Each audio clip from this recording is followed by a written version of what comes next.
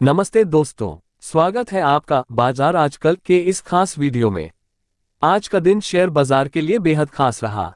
भारतीय reserve bank यानी RBI ने एक बड़ा ऐलान किया है, रेपो रेट में 50 बेसिस पॉइंट की कटौती। और इस खबर के सामने आते ही शेयर बाजार में आग लग गई। सेंसेक्स और निफ्टी ने नया जोश दिखाया है। आरबीआई ने 6 जून 2025 को एक बड़ा ऐलान करते हुए रेपो रेट को 6.00% से घटाकर 5.50% कर दिया है। ये कदम अर्थव्यवस्था को रफ्तार देने के मकसद से उठाया गया है।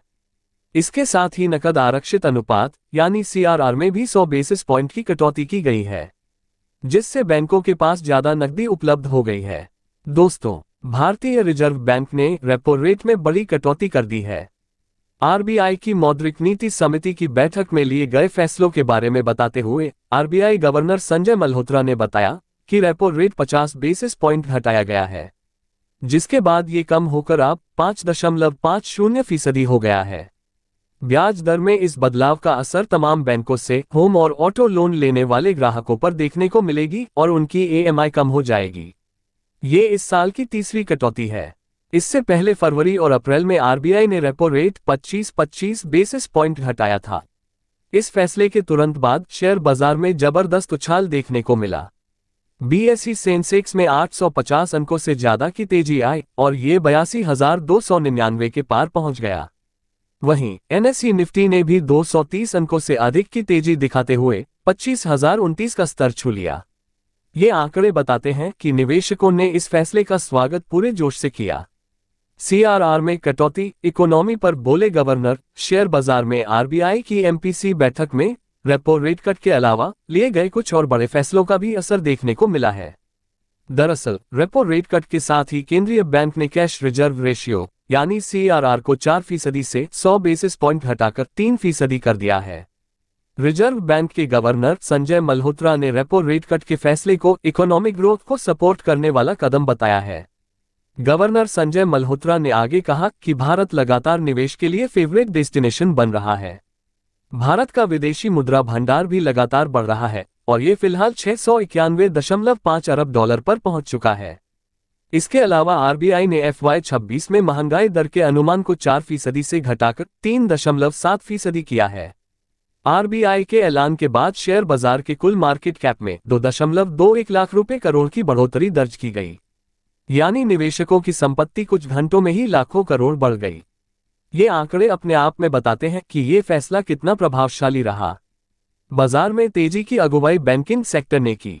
ICICI bank, HDFC bank, SBI जैसे दिग्गज बैंकों के शेयर 2% से 4% तक चढ़ गए।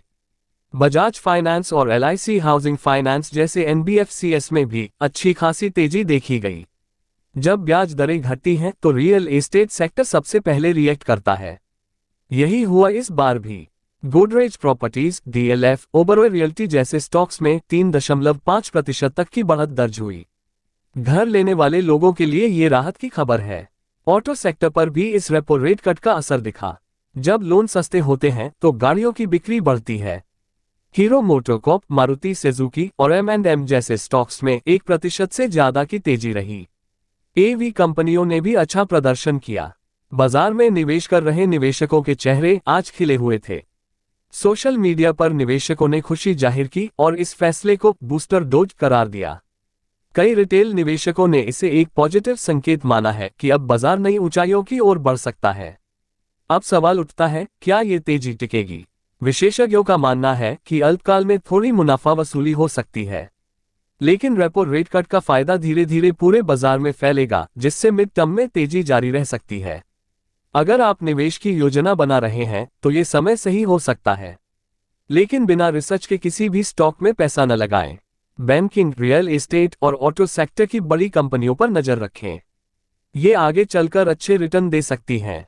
अर्थशास्त्री मानते हैं कि रेपो रेट में कटौती से महंगाई पर थोड़ा नियंत्रण मिलेगा, लेकिन इसका मुख्य उद्देश्य है आर्थिक गतिविधियों को फिर से तेज करना। साथ ही छोटे व्यवसायों और एमएसएमईएस को भी इसका लाभ मिलेगा।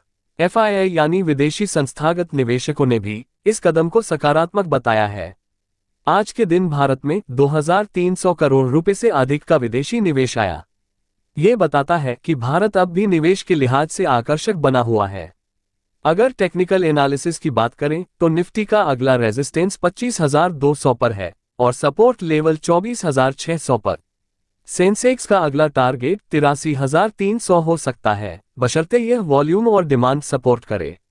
अगर आप एक छोटे निवेशक हैं और सीप करते हैं या हाल ही में निवेश शुरू किया है, तो ये समय आपके लिए फोकस करने का है।